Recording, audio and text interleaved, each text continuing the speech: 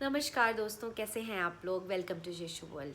आज हम लोग बात करेंगे पेट दर्द की शिशुओं में, छोटे बच्चों में जो कुछ नहीं बता पाते और उनके पास कोई तरीका नहीं होता कम्युनिकेट करने का, और हमें देखना पड़ता है कि हम क्या कर सकते हैं कि उनको आराम मिले।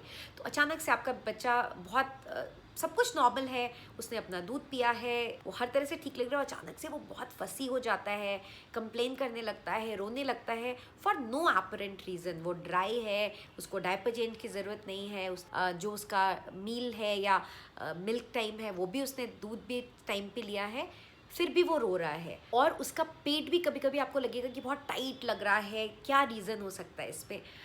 तो इसके कुछ बेसिक रीजंस जो हो सकते हैं, एक होता है कोलिक।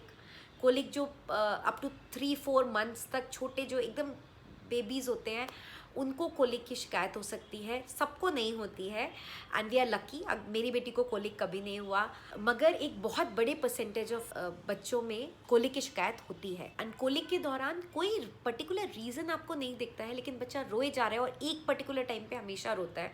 कोई एपरेंट रीज़न नहीं है, लेकिन कई बार उसको गैस के साथ भी रिलेट किया जाता है। गैस, बच्चे कई बार बच्चों को बहुत गैस की शिकायत होती है, बहुत सारी विंड वो लोग सॉलो कर लेते हैं और उसकी वजह से भी उनको पेट दर्द हो सकता है और वो बहुत अनकंफर्टेबल लग सकते हैं। तीसरा रीज़न हो सकता है कॉन्स्टिपेशन। बच्चे जब स्पेशली जब सॉलिड शुरू कर देते हैं या वो फॉर्मूला मिल्क जब पी रहे हैं और उनको सूट नहीं करता, कई बार उन्हें परेशानी होती है और उसकी वजह से भी वो बहुत रोने लगते हैं। उनको जब मोशन पास करने वाले होते हैं तो भी उन्हें बहुत तकलीफ़ होती है। तो ये भी एक रीज़न हो सकता है। और एक और रीज़न है, वो है रिफ्लक्स या एसिड रिफ्लक्स। ये एक मेडिकल कंडीशन है, और अगर आपको लगता है कि आपके बच्चे को रिफ्लक्स की शिकायत है तो ज़रूर आपको डॉक्टर से कंसल्ट करना चाहिए इसके लिए। उसमें क्या होता है, बच्चा जैसे ही कुछ भी लेता है वो वोमिट कर देता है, और थोड़ा सा तो जब भी बच्चा बर्प करता है तो थोड़ा बहुत बाहर लेके आता है, एंड दैट इज़ नॉर्मल।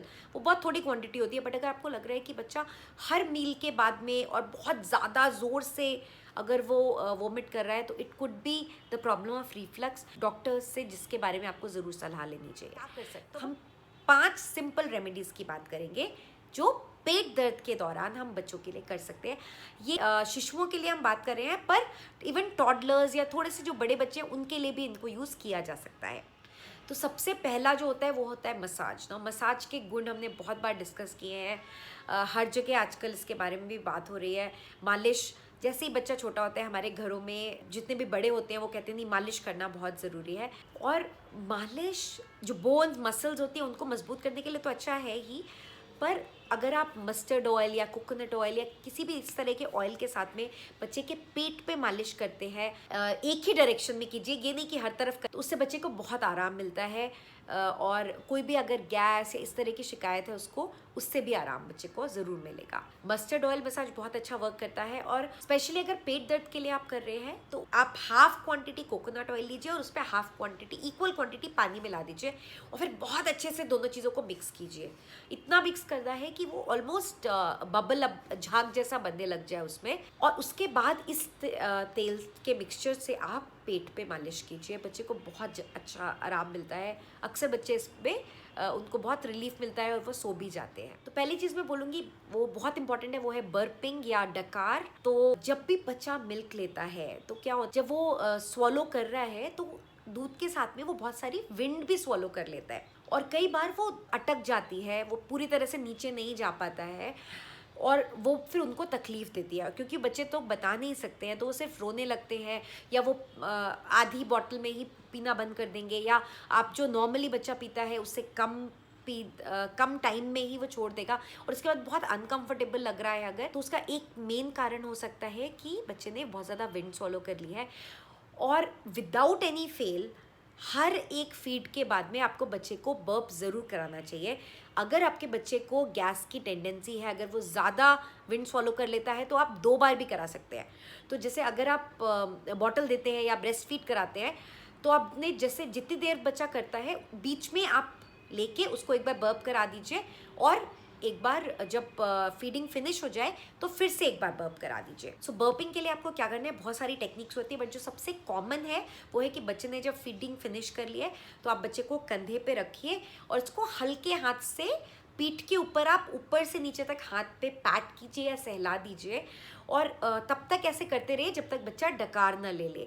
तो डकार करने से क्या होगा, जो भी अंदर विंड या हवा उसने swallow की है वो बाहर आ जाएगी और बच्चे को गैस की शिकायत नहीं होगी। जब बच्चा बर्प करता है तो उसके साथ में थोड़ा बहुत दूध बाहर आ सकता है, and that is very very normal, उसमें कोई भी परेशान होने की बात नहीं है। तीसरी है, एक एक्सरसाइज होती है जिसे हम बोलते हैं मसाज के साथ में ही, जैसे हम सर्कुलर मोशंस में मसाज करते हैं, बाइसिकलिंग मोशन भी एक बहुत अच्छी एक्सरसाइज है बच्चे के लिए। अगर बच्चे को कॉन्स्टिपेशन की शिकायत है या गैस की शिकायत है तो उसके लिए बहुत इफेक्टिव है। तो बच्चे के दोनों पैर आप हाथ में लीजिए और एक बार में एक पैर पेट तक लेके जाइए और फिर उसको लाइए और फिर दूसरा पैर लेके जाइए। जैसे हम साइकिल चलाते हैं, एक पैर ऊपर आता है एक पैर नीचे जाता है, उस तरह से सर्कुलर मोशंस में आप बच्चे के आहिस्ता आहिस्ता ये एक्सरसाइज कराइए।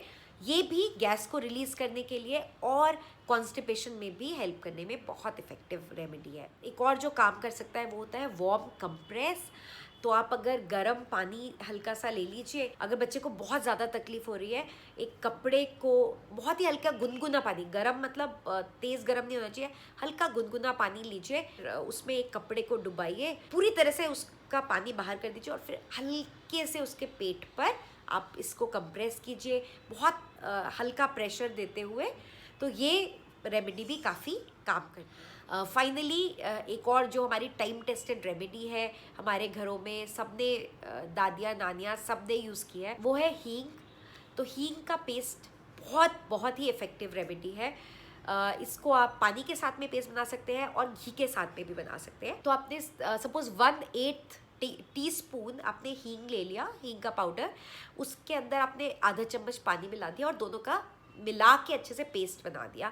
हल्का सा गुनगुना पानी आप ले सकते हैं, पर गर्म पानी की कोई ज़रूरत नहीं है। दोनों चीज़ों को मिला के और इस पेस्ट से आप मालिश कर सकते हैं।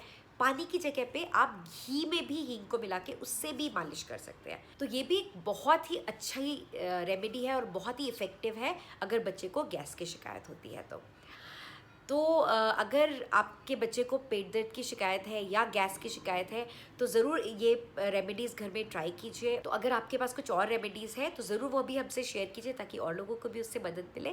Thank you so much for watching. हम आपसे बहुत जल्दी फिर से मिलेंगे। Bye bye. और वीडियो को लाइक करना, सब्सक्राइब करना और शेयर करना बिल्कुल बिल्कुल भी मत भूलिए।